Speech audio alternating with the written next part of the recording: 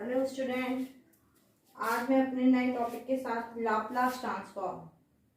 ये टॉपिक आपके BTech and BSc both courses के लिए है।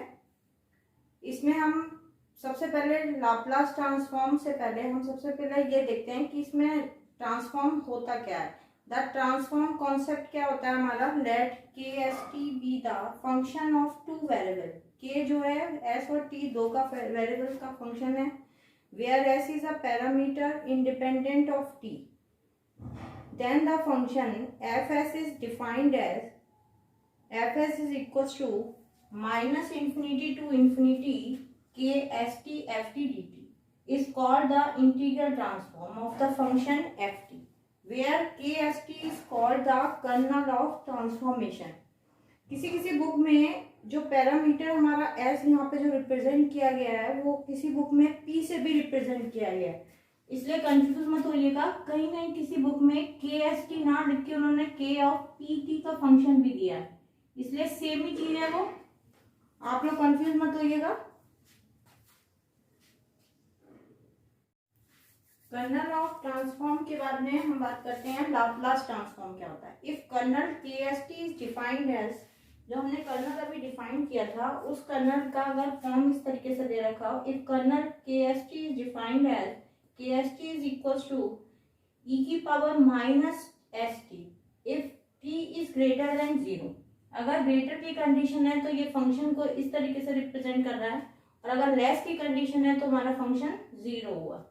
दैट मीन्स अगर हम लाप्लास ट्रांसफॉर्म की बात करें तो इसको हम रिप्रेजेंट करते हैं एस टी एफ एस से, जिसे हम बोलते हैं लाप्लास ऑफ एफ टी, जिसका फॉर्मूला ये आप पूरा ध्यान रखिएगा। इस फॉर्मूले से ही हम सारा सॉल्यूशन निकालेंगे, जितने भी लाप्लास के फॉर्म है। लाप्लास का ये फंक्शन याद रखिएगा बस। It's called the Laplace transform of F T. किसी किसी बुक में लाप्लास ट्रांसफॉर्म को इस तरीके से रिप्रेजेंट किया गया है, इसे नोट में लिख दे रही हूं मैं। लाप्लास ऑफ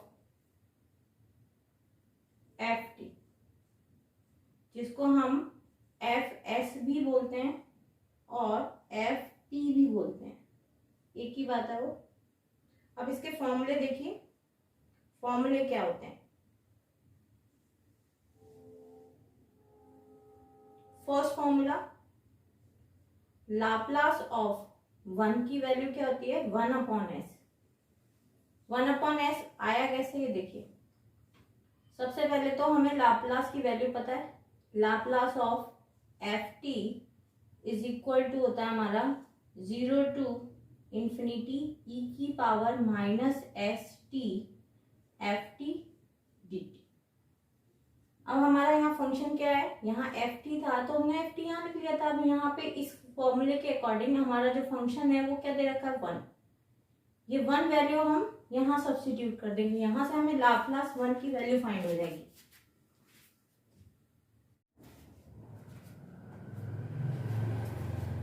देखिए हमने यहाँ पे लाप्लास फंक्शन की वैल्यू लिख ली, लाप्लास वन की वैल्यू हमें फाइंड करनी है। तो Laplace one is equal to zero to infinity E की पावर माइनस एस टी, और फंक्शन की जगह हमारी वैल्यू क्या आ जाएगी, वन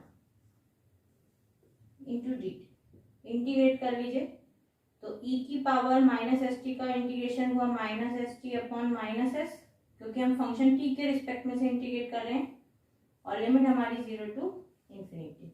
यहाँ से वैल्यू आ गई वन अपॉन एस बाहर, लिमिट हमने अप्लाई कर दी e की power minus infinity minus e की पावर जीरो। e की पावर माइनस इंफिनिटी की वैल्यू क्या होती है, जीरो, और ये हो गया हमारा one. That means Laplace of one की वैल्यू क्या आ गई हमारे पास, one upon S. Second formula, फॉर्मूले कर लीजिए सर।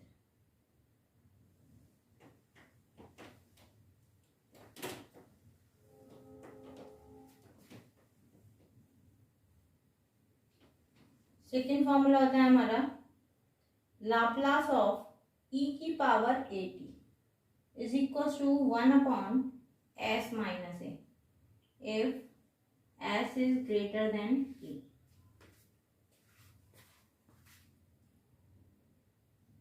फंक्शन में वैल्यू रखिए, Laplace of F T is equal to -0 to infinity E की पावर माइनस एस टी और function F T D T. हमारा फंक्शन यहाँ पे क्या दे रखा है, ई की पावर ए टी, तो ये वैल्यू हो गई 0 टू इन्फिनिटी ई की power minus S T into E की power A T D T.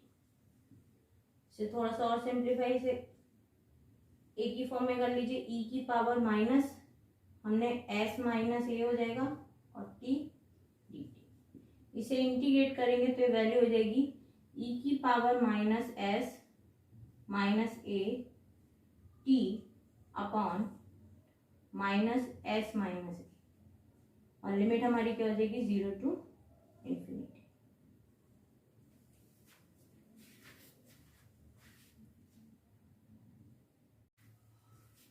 इसमें लिमिट अप्लाई कर दीजिए, वैल्यू हो जाएगी हमारी -1 अपॉन एस माइनस ए बाहर, लिमिट अप्लाई करिए ई की पावर माइनस इन्फिनिटी माइनस ई की power 0, -1 upon S minus A, और ये वैल्यू हो गई हमारी 0 माइनस 1, यानी कि वैल्यू हुई 1 अपॉन एस माइनस ए। ये लाप्लास ई की पावर ए टी। सिमिलरली इसके बहुत सारे फॉर्मूले हैं जो मैं आपको लिख दे रही हूँ, आप इसी तरीके से इन फॉर्मूलों को कर सकते हो, इसी फॉर्म में रखते रहिए वैल्यूज को फंक्शन में लाप्लास की, और इनकी सारी वैल्यूज निकाल लीजिए। देखिए लाप्लास टी की पावर एन की वैल्यू निकालने के लिए हम लाप्लास का अपना फॉर्मूला अप्लाई करेंगे, 0 टू इन्फिनिटी ई की power minus S T T की पावर एन डी टी। इस वैल्यू को फाइंड करने के लिए सबसे पहले हमें एक चीज पता होनी चाहिए, गामा फंक्शन, जो हमने अपने प्रीवियस लेक्चर्स में पढ़ा होगा। Gamma function n upon lambda to the power n is equal to 0 to infinity E की power minus lambda T into T की power n minus 1 into T T. ये इसका एक फॉर्मूला होता है जो हमने अपनी प्रीवियस क्लासेस में पढ़ा होगा। ये फॉर्मूला यहाँ अप्लाई होगा। इस फॉर्मूले को अगर हम इससे कंपेयर करें तो इस फॉर्मूले में जो s है वो लैम्डा की तरह वर्क कर रहा है, बस थोड़ा सा हमें ये दिक्कत आ रही है, यहाँ पे n है या n माइनस 1 है, तो इसको हम थोड़ा अरेंज करते हैं। अरेंज करने के लिए हम यहाँ पे प्लस का 1 कर देते हैं, -1 इंटू डी टी। अब इन दोनों फॉर्मूलों को कंपेयर करिए तो ये वैल्यू देखिए किसके बराबर आती है, गामा फंक्शन यहाँ n था तो यहाँ n था, तो ये हो जाएगा n+1 अपॉन यहाँ हमारा लैम्डा था तो यहाँ लैम्डा की जगह s वर्क कर रहा है, तो s to the power n+1। We know that gamma function n+1 is equal to factorial n, तो इस वैल्यू को हम n factorial upon s to the power n+1, यानी कि लाप्लास ऑफ टी की पावर n का ये फॉर्मूला है। इसको इस तरीके से भी लिख सकते हैं और इसको इस फॉर्म में भी लिख सकते हैं। Thank you. नेक्स्ट वीडियो में मिलते हैं इसकी थ्योरम्स के साथ में, जो ये थ्योरम्स हमारे क्वेश्चंस में अप्लाई होंगी। बहुत सारे क्वेश्चंस हमारे इस चैप्टर में ऐसे हैं जो थ्योरम्स के बिना हो नहीं सकते। ये फॉर्मूलों के साथ साथ थ्योरम्स भी हमें याद रखनी पड़ेगी। Thank you. Please like and subscribe my channel.